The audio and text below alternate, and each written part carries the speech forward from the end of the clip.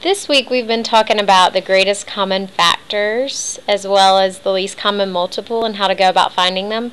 This is one method in which you can find the greatest common factor and least common multiples. It's the way that builds on what you've been learning in the past and what you worked with in 4th grade. So we'll start with the greatest common factor. If you want to recall what we've done in class where we squat down on the ground and we talk about the little teeny factors that make up a number, we are going to explore what these greatest common factors actually are.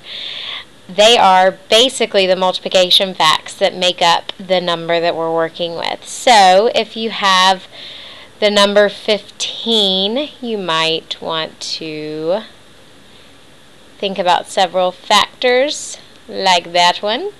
If you have the number 12, you might be thinking about this one.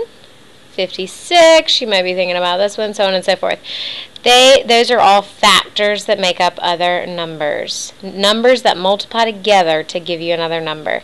Sounds like fractions because it's a fraction of the number. It's a portion of the number, a part of the number.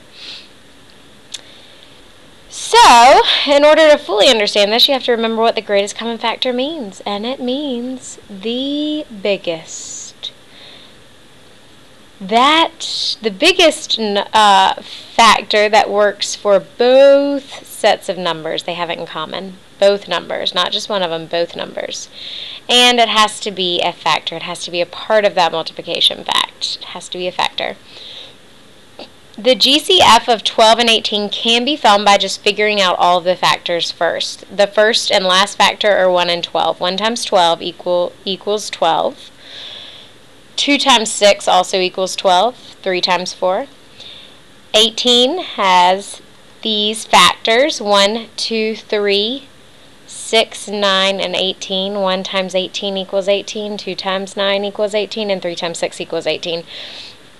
And then if you compare them, especially if you have them listed in order, you could see that your greatest common factor would be 6. For your greatest common factor of 16 and 24, list out all your factors. Those are all the factors for 16. List out all your factors for 24, all the different ways that you can make up 24. And you'll find the largest factor that these two share is not 24, because 24 isn't in 16's list. You can't multiply 24 by anything to give you 16. And 16 can't be it. One's their smallest factor that every number has in common. 2 they have in common, but they also have another number in common. They have a 8. There is an error in this. They have an 8 in common, so ignore that. And this 8 is listed in the 24 column, and so is this 8 in the 16 column. 6 does not show up in both of these numbers. I apologize. That was a mistake.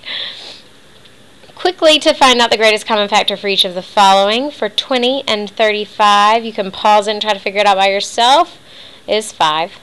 24, 36, 12. 12, and I bet a lot of you quickly thought 6 because we don't often use all of our factors with this. That's why I'm going to show you a different method to use as well, the prime factorization method. 18 and 8, the greatest common factor is 2. 18 and 36, just combining those factors, if you've already listed them out, is 9. And that's all we have for factors. The way that we use them is with fractions. We've already been simplifying fractions in class with our Fantastic 5 and calendar. So you're just going to use that to simplify your fractions. Find the biggest one so you don't have to go through all that business of simplifying twice and 3 times. There's no point for you to have to do all that if you find the greatest common factor. And look at the next one for the least common multiple.